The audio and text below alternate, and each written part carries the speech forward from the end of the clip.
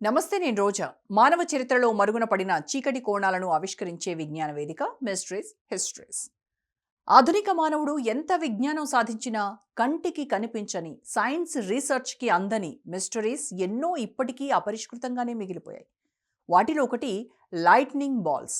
ఇవి ఎక్కువ వర్షాలు కురిసే సమయంలోనే లైట్నింగ్ బాల్స్ వస్తాయని శాస్త్రవేత్తలు చెప్తారు. ఇవి చూడ్డానికి ముద్దుగా ఉన్నాయని ముట్టుకోవడానికి ట్రై చేస్తే హై వోల్టేజ్ షాక్తో పోవడం ఖాయం. ఇంతకీ లైట్నింగ్ బాల్స్ అంటే ఏంటి? అవి ఎప్పుడు, ఎందుకు భూమి మీదకి వస్తున్నాయి? వందల ఏళ్ల నుంచి ఈ వింత జరుగుతున్నా దీని గురించి సైన్స్ చెప్పే అంశాలు కొంత నమ్మశక్యంగా ఉన్నా వాటిని కంట్రోల్ చేసే శక్తి మనకు లేదనే చెప్పాలి. ఎందుకంటే వాటిలో విద్యుత్ ఉందనేది స్పష్టంగా తెలుస్తోంది.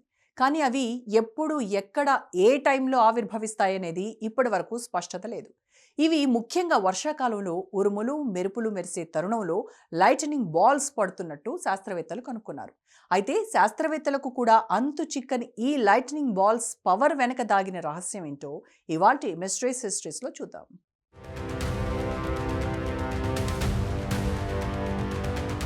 లైటనింగ్ బాల్స్ మీరు ఎప్పుడైనా విన్నారా? ఇవి చూడటానికి ముచ్చటగానే ఉంటాయి. వీటిని తాకాలనుకుంటే చావును ఆహ్వానించటమే. అయితే ఈ లైటనింగ్ బాల్స్ ఎలా ఏర్పడతాయి, ఎప్పుడు ఏర్పడతాయి అనే దానికి సమాధానం కొంచెం కష్టమే.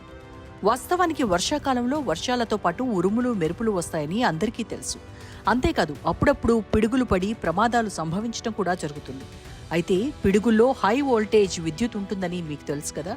అయితే వర్షాకాలంలో ఉరుములు, మెరుపులు సంభవించే సందర్భంలోనే భూమిపై ఈ లైటనింగ్ బాల్స్ ఏర్పడుతున్నాయనే వాదనలు దాదాపు 16వ శతాబ్దం నుంచి ప్రచారం జరుగుతోంది. అంతకుముందు ఈ లైట్నింగ్ చూశామని చెప్పిన చారిత్రక దాఖలాలు ఎక్కడా కనిపించలేదు.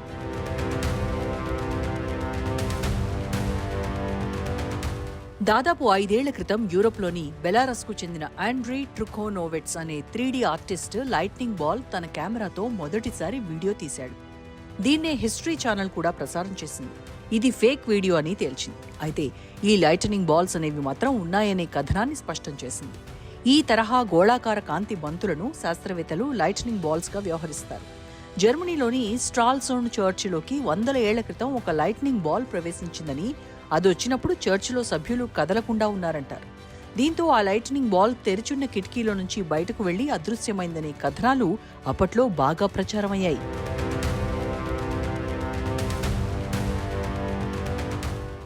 1809వ సంవత్సరంలో ఏర్పడిన తుఫాను సమయంలో 3 లైటనింగ్ బాల్స్ బ్రిటిష్ నౌక HMS వారెన్ హేస్టింగ్స్లో కొంతమందికి కనిపించాయి. ఇవి వారిపై దాడి చేశాయని అప్పట్లో ఒక ఆంగ్ల పత్రిక నివేదించింది. డెక్పై ఉన్న ఒక వ్యక్తిని చంపి మెయిన్ మాస్ట్కు నిప్పు పెట్టి బాల్ దిగడాన్ని సిబ్బంది చూశారు. పడిపోయిన వ్యక్తిని వెలికి తీయడానికి ఒక సిబ్బంది బయటకు వెళ్తే రెండో లైట్నింగ్ బాల్ కారణంగా అతను గాయాల పాలయ్యాడు. మూడో బంతి మూడో వ్యక్తిని చంపేసింది. ఆ నౌకలో మిగతా సభ్యులంతా తర్వాత అనారోగ్యకరమైన సల్ఫర్ వాసనను అనుభవించారు. చాలా కాలం అనారోగ్యంతో బాధపడ్డారని పరిశోధకులు చెప్పారు.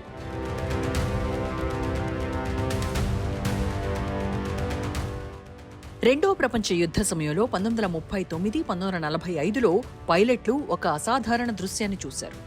వాళ్లు చెప్పిన దాన్ని బట్టి చూస్తే అవి లైటనింగ్ బాల్స్ అని అర్థమైంది. పైలట్లు వింతగా కదులుతున్న చిన్న కాంతి బంతులుగా భావించారు. వీటికి ఆ నావికులు ఫూ ఫైటర్స్ అని పేరు పెట్టారు. అయితే అప్పటికి అది హిట్లర్ ప్రవేశపెట్టిన న్యూ టెక్నాలజీ అనుకున్నారు సైనికులు. కానీ జర్మన్ సైనికులు కూడా అంతే ఆశ్చర్యంతో చూడటంతో అవి జర్మన్లకు సంబంధించిన ఆయుధాలు కావనుకున్నారు. కానీ ఆ క్షణం ఎవరికీ ఎలాంటి ప్రమాదం జరగలేదు. దీంతో రెండు దేశాల సైనికులు ఊపిరి పీల్చుకున్నారు.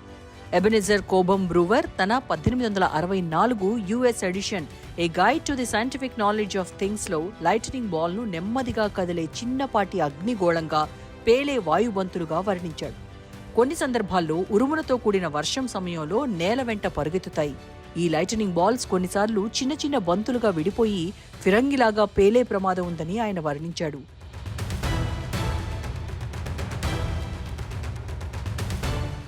రష్యన్ సామ్రాజ్యంలో ఆఖరి జార్ నికోలస్ కు కూడా ఈ లైటనింగ్ బాల్ అనుభవం ఉందని రష్యా చారిత్రక గ్రంథాల ద్వారా తెలుస్తోంది. విల్లీ లే అనే వ్యక్తి 1852న ప్యారిస్లో ఒక దృశ్యాన్ని చూశాడు. దీనికోసం ఫ్రెంచ్ అకాడమీ ఆఫ్ సైన్స్లో ప్రమాణ స్వీకార ప్రకటనను కూడా దాఖలు చేశాడు. ఉరుములతో కూడిన వర్షం కురుస్తున్న సమయంలో church of Val de Grace పక్కన నివసించే ఒక దర్జీ పొయ్యి నుండి మనిషి తల సైజులో లైట్నింగ్ బాల్ చూశాడు. అది గది చుట్టూ ఎగిరి పొయ్యిలోకి తిరిగి ప్రవేశించింది. ఆ తర్వాత చిమ్నీ పైభాగాన పేలి ధ్వంసం చేసిందని చెప్పాడు. ఇలా ప్రపంచవ్యాప్తంగా లైట్నింగ్ బాల్స్ వాటి ప్రతాపాన్ని చూపిస్తున్నాయి. అయితే ప్రపంచంలో ఇప్పటి వరకు వీటిని చూసిన వాళ్ళు కేవలం 5-6% మంది మాత్రమే ఉంటారని పరిశోధకులు చెప్తున్నారు.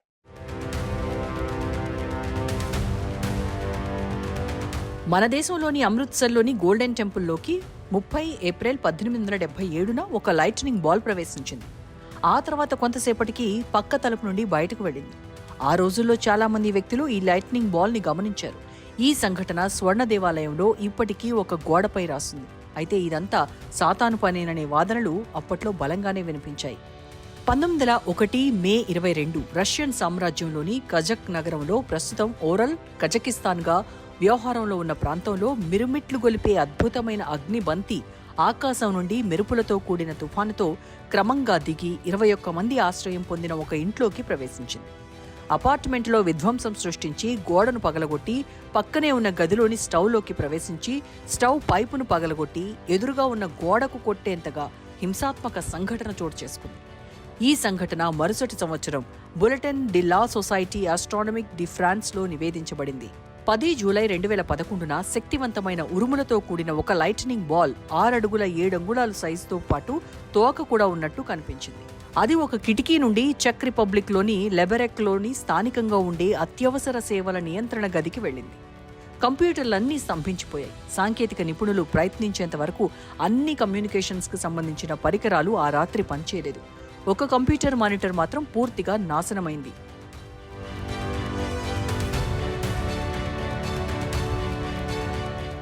ఈ లైట్నింగ్ బాల్స్ సెకన్కు కొన్ని మీటర్ల వేగంతో కదులుతున్నాయని వాటిని చూసిన వాళ్ళు చెప్పారు. ఇవి చాలా తరచుగా దిశను మార్చుకుంటాయి. ఒక్కోసారి ఇవి నిలువుగా కూడా కదులుతాయి. స్థిరంగా ఉండొచ్చు, లేదంటే అస్థిరంగా ఎటు పడితే అటు తిరిగే అవకాశం కూడా ఉంది. ఈ లైట్నింగ్ బాల్స్ చూసిన వాళ్ళు భ్రమణ చలనంతో కదులుతున్నట్టు చెప్పారు. ఒక్కోసారి ఆ లైట్నింగ్ బాల్స్ ఉన్నట్టుండి అదృశ్యమవుతాయి. మరోసారి సమీపంలో కొన్ని వస్తువులకు తాకి కనిపించకుండా పోతాయి. చాలాసార్లు చూస్తుండగానే పేలిపోతాయి. అవి పేలినప్పుడు సల్ఫర్ వాసన వస్తున్నట్టు ప్రత్యక్ష సాక్షులు చెప్పారు. మరి ఈ వింత లైట్నింగ్ బాల్స్ పై ఇప్పటి వరకు ఎందుకు ప్రయోగాలు జరగలేదు అనేది ఒక పెద్ద ప్రశ్నగా మిగిలింది.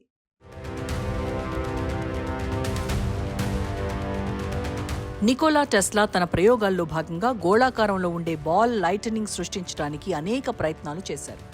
సాధారణ మెరుపులతో పోలిస్తే ఇవి ఎక్కువ సమయం పాటు స్థిరంగా కనిపిస్తాయి.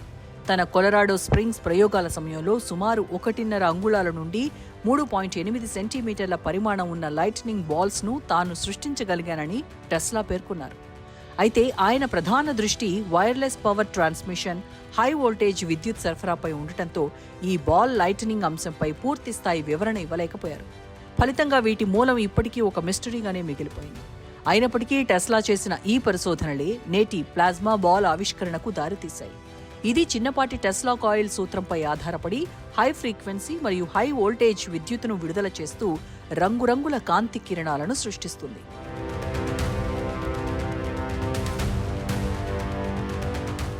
గల్ఫ్ ఆఫ్ వెనిజులాలోని మరకైబో సరస్సు వద్ద సంభవించే కాటటుంబో మెరుపులు ప్రపంచంలోని అత్యంత వింతైన సహజ విషయం.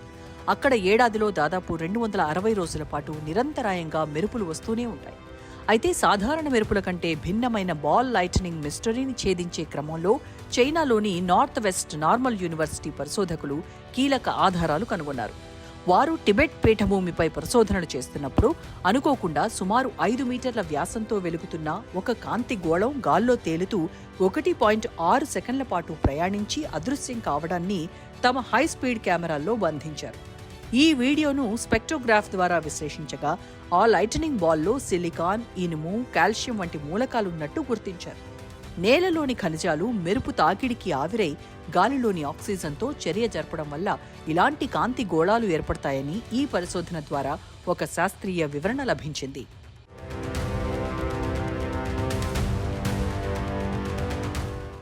సాధారణ మెరుపులు గాలిలోని నైట్రోజన్ను అయనీకరణం చేయడం ద్వారా క్షణకాలం పాటు మెరిసి మాయమైతే, బాల్ లైటనింగ్ మాత్రం మట్టిలోని సిలికాన్, గాలిలోని ఆక్సిజన్ పరమాణువుల రసాయన చర్య వల్ల సెకండ్ల పాటు స్థిరంగా వెలుగుతుందని ఆధునిక శాస్త్రవేత్తలు భావిస్తున్నారు.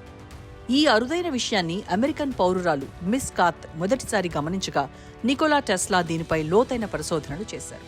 1904 మార్చి 5న తన రచనల్లో కొలరాడో స్ప్రింగ్స్ ల్యాబ్లో కృత్రిమంగా ఈ కాంతి గోళాలను సృష్టించగలిగానని టెస్లా పేర్కొన్నారు.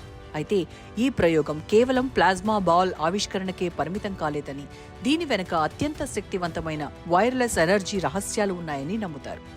ఒకవేళ ఈ బాల్ లైట్నింగ్ సాంకేతికత దుర్వినియోగం అయితే అది భారీ మారణ హోమానికి దారితీసే ప్రమాదం ఉందని భావించి టెస్లా తన పరిశోధనా పత్రాలను చాలా వరకు గోప్యంగా ఉంచారు.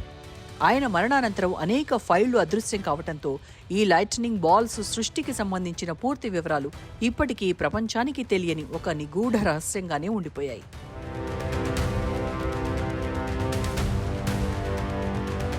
నిజానికి ఆకాశం నుండి భూమిని తాకే మెరుపు కేవలం ఒక కాంతిరేఖ మాత్రమే కాదు, అది సైన్స్కు చిక్కని ఒక మహావింత. ఒక మెరుపు బోల్ట్ ఎందుకు చీలిపోతుంది? సరళ రేఖలో ప్రయాణించాల్సిన విద్యుత్ ఎందుకు వంకరలు తిరుగుతుంది?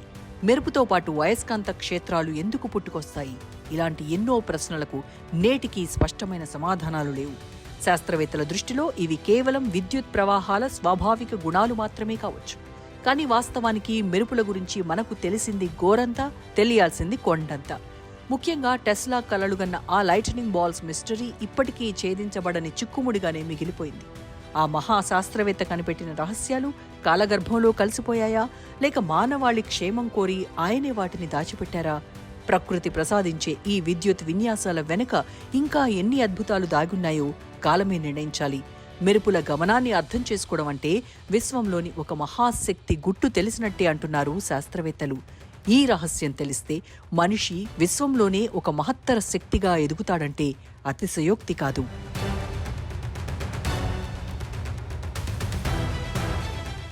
రాజస్థాన్ తడారిన ఎడారి గుండెల్లో అన్ని ఎండిన నదులే, ఎటు చూసినా ఇసుక దిబ్బలే. ఆ ఎడారి గుండెలపై శతాబ్దాలుగా శాపగ్రస్తమైన ఊరొకటుంది. దాని పేరే కుల్ధారా. ఈ గ్రామం బయటి ప్రపంచానికి పాడుబడిన ఊరులా కనిపించిన దీని వెనక దయనీయమైన చరిత్ర ఉంది. ఆ ఊరి కథ వింటే మనసున్న ఏ మనిషికైనా గుండె కరిగి నీరవుతుంది.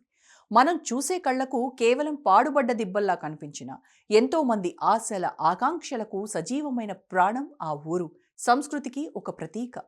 ఒకప్పుడు ఆ ఊరిలో నివసించింది పలివాల్ బ్రాహ్మణులు. వాళ్ళంతా వేద పండితులు, భూమిని నమ్ముకుని బతికే కష్టజీవులు. వాళ్ళు పూజలు చేసే చేతులతోనే నాగలి పట్టి పొలాలు దున్నారు. బిజినెస్ రంగంలోనూ వాళ్ళు ముందున్నారు. మరి అలాంటి ప్రజలు ఆ ఊరుకు ఎందుకు దూరమయ్యారు? ఒక్కసారిగా ఆ ఊరిని కమ్మిన చీకట్లేంటి? ఇవాల్టి హిస్టరీస్ మిస్టరీస్లో చూద్దాం.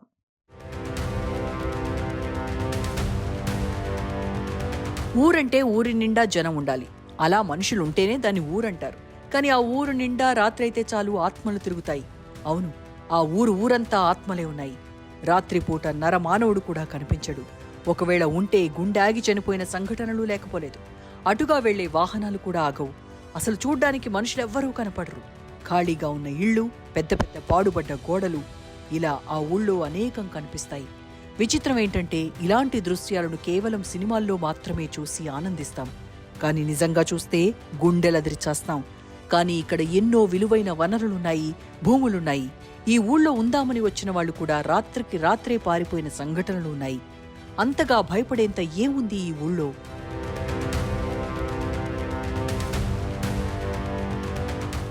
కుల్ధారా కథేంటి? రాజస్థాన్ రాష్ట్రంలో జైసల్మేర్కి 18 కిలోమీటర్ల దూరంలో ఉంటుంది కుల్ధారా. ఒకప్పుడు ఊరి నిండా జనంతో, అందమైన గృహాలతో కళకళ్లాడేది. కానీ ఇప్పుడు ఎడారితో సమానమైంది. ఎక్కడ చూసినా మొండిగోడలు తప్ప ఇళ్లు లేవు. రాత్రైతే చాలు అంతుపట్టని నీడలు, వికృతమైన అరుపులు, ఎవరివో తెలియని అడుగుల జాడలు తప్ప మనుషుల ఉనికి లేదు.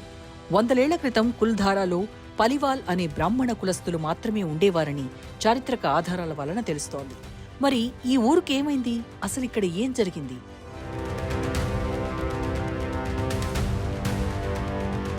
కుల్ధారా ప్రజల జీవన విధానం, సంస్కృతి, సంప్రదాయాలతో ఒక పవిత్ర యజ్ఞంగా సాగేది. ఉదయించే సూర్యుడితో పాటు ప్రకాశించే సాంస్కృతిక జీవనం వారిది. సూర్యుడు తన లేలేత కిరణాలను ప్రసరించకముందే బ్రాహ్మీ ముహూర్తంలోనే ఊరంతా మేల్కొనేది. తెల్లవారుజామున ప్రతి ఇంటి నుండి వేదమంత్రాలు వినిపించేవి. అలాగే ఆలయాల నుండి గంటల శబ్దాలు వినిపించేవి. ఈ గ్రామమంతా ఆధ్యాత్మికత శోభతో భాసిల్లేది. పూజలైన తర్వాత మగాళ్లు పొలాలకు వెళ్లేవారు. ఎండిన ఎడారిలో సైతం పంటలు పండించే అద్భుతమైన వ్యవసాయ పద్ధతులు వారికి తెలుసు. ఈ ఊరంతా అపరాలు అంటే మినుములు, పెసలు, కొర్రలు వంటివి పండించేవారట. వాటిని పరిసర ప్రాంతాలకు తీసుకువెళ్లి అమ్మేవారు. అమ్మగా వచ్చిన లాభాలు ఆర్జించేవారు. భూగర్భ జలాలను జాగ్రత్తగా వాడుకునేవారు. ప్రతి నీటి బొట్టును అత్యంత జాగ్రత్తగా వాడుకునేవారు. వాళ్ల నైతికత, దయ, సహనం వారి జీవన విధానంలో స్పష్టంగా కనిపించేది.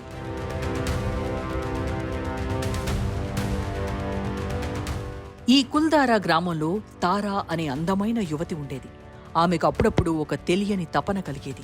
అది తన పరిధిని దాటి ఏదో తెలుసుకోవాలనే చిన్న కోరిక, తన జీవితానికి ఒక ప్రత్యేకమైన అర్థం ఉండాలని ఆశించేది. అయితే ఆమెకు తెలియని భవిష్యత్తు ఆమె కోసం ఎదురుచూస్తోంది. విధి మరోలా తన భవిష్యత్తును నిర్ణయించింది. ఈ గ్రామానికి ప్రధాని సలీం సింగ్ అనే వ్యక్తి ఉండేవాడు. అప్పట్లో గ్రామాలకు ప్రధానులని ఉండేవారు. వారిదే ఆధిపత్యం. అయితే కుల్ధారా గ్రామ పెద్దల్లో ఒకరి కుమార్తె తారను సలీం ఇష్టపడ్డాడు. కానీ ఆమె అతడిని ఇష్టపడలేదు. ఎలాగైనా ఆమెను సొంతం చేసుకోవాలనుకున్నాడు సలీం. అది తట్టుకోలేక ఊరి వాళ్లు తిరగబడ్డారు. తమ కులం కానివాడికి అమ్మాయిని ఇవ్వలేమని, దూరంగా ఉండమని హెచ్చరించారు. రగిలిపోయిన సలీం ఊరి వాళ్లపై పగబట్టాడు. దీంతో అధిక పన్నులు విధించి హింసించాడు. అయినా ఎవ్వరూ లొంగకపోవడంతో ఆ అమ్మాయిని ఎత్తుకుపోవాలని ప్లాన్ వేశాడు. దీంతో ఊరంతా ఏకమైంది.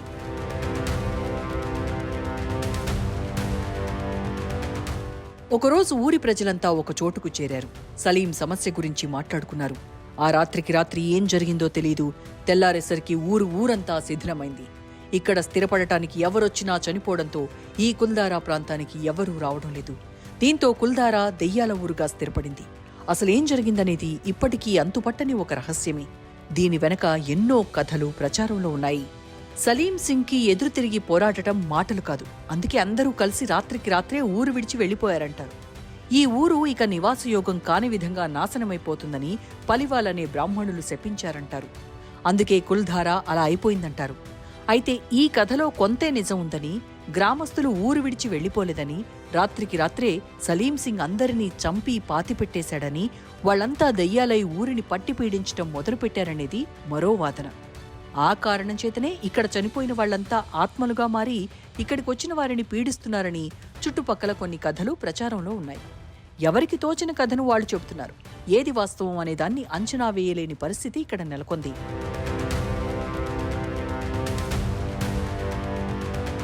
కుల్ధారా కథలు అందరినీ భయానక అనుభవాలుగా వెంటాడాయి. వీటిలో ఏది నిజమో తెలుసుకోవాలని, రాత్రికి రాత్రే జనమంతా ఏమైపోయారో కనిపెట్టాలని చాలా మంది పరిశోధనలు చేశారు. కానీ ఎవరి జాడా తెలియకపోవడంతో మిన్నకుండిపోయారు. తర్వాత కొందరు ఇతర ప్రాంతాల నుంచి ఈ గ్రామంలో నివసించడానికి వచ్చారు. కానీ వారి వల్ల కాలేదు. అర్ధరాత్రి వేళల్లో ఎవరో తలుపులు బాదేవారు. తీసి చూస్తే ఎవరూ ఉండేవారు కాదు. ఎవరో గట్టిగట్టిగా అరిచేవారు, ఏడ్చేవారు, నవ్వేవారు. ఏవేవో నీడలు వెంట తిరుగుతూ ఉండేవి. ఏవేవో రూపాలు కనిపించి భయపెట్టేవి. దీంతో అందరూ ఊరు వదిలి పారిపోయారు. కొందరు మొండిగా ఉంటే వ్యాధుల బారిన పడేవారు. ఇవన్నీ చుట్టుపక్కల గ్రామాలకు తెలియటంతో ఎవ్వరూ ఇక్కడికొచ్చే సాహసం చేయలేకపోయారు. ఒకప్పుడు ఎంతో అందంగా వెలసిల్లిన ఊరు ఇప్పుడు దెయ్యాల దిబ్బగా మారింది.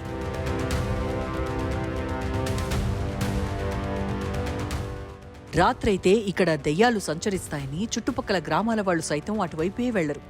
అక్కడున్న వాస్తవాలను బయటపెట్టాలని ప్రయత్నించిన వాళ్లు కూడా ఇక్కడున్న ప్రతికూల పరిస్థితులను తట్టుకోలేక పారిపోయారని చెబుతారు. ఇది కేవలం కట్టుకథ అనుకుంటే తప్పులో కాలేసినట్టేనని చెప్తారు. ఈ గ్రామంలో ఎలాంటి ఆధునిక అద్భుతాలు లేకున్నా ఇప్పటికీ ఈ గ్రామం ఒక పర్యాటక కేంద్రంగా మారింది. కానీ సాయం సంధ్యా సమయానికి ఇక్కడ ఎవ్వరూ ఉండరు. ఈ ఊరు ఇలా అవడానికి కారణమేంటో, ఆ కథేంటో తెలుసుకుంటే ఆశ్చర్యం వేస్తుంది.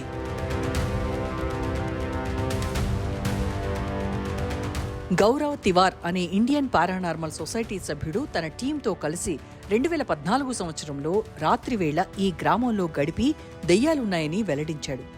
అయితే ఈ గ్రామాన్ని ఆనుకుని ఉన్న నీటి కొలను ఎప్పుడూ నీటితో నిండుంటుంది. అయితే బ్రిటిష్ వారి కాలంలో ఇక్కడ కరువు ఏర్పడిందని, వ్యవసాయానికి నీళ్లు లేక ప్రజలు వలసపోయారని మరికొందరు చెప్తారు.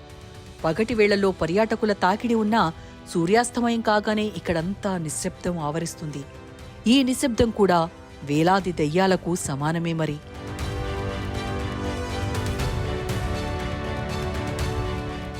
నిజానికి ఇలాంటి మిస్టరీస్ చూసినప్పుడు మనిషి కంటికి కనిపించని, ఇంద్రియాలకు తెలియని ఎన్నో మిస్టరీస్ మానవ లోకానికి ప్రశ్నలుగానే మిగిలిపోతున్నాయని అర్థమవుతుంది.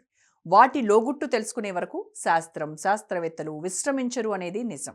కానీ ప్రపంచంలో ఇలాంటి మిస్టరీల చిక్కుముడులు వీడినట్టు కనిపించలేదు.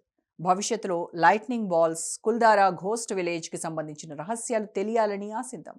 వచ్చే వారం మరో అంశంతో మళ్ళీ హిస్టరీస్ మిస్టరీస్లో కలుద్దాం. Until then keep watching Raj news.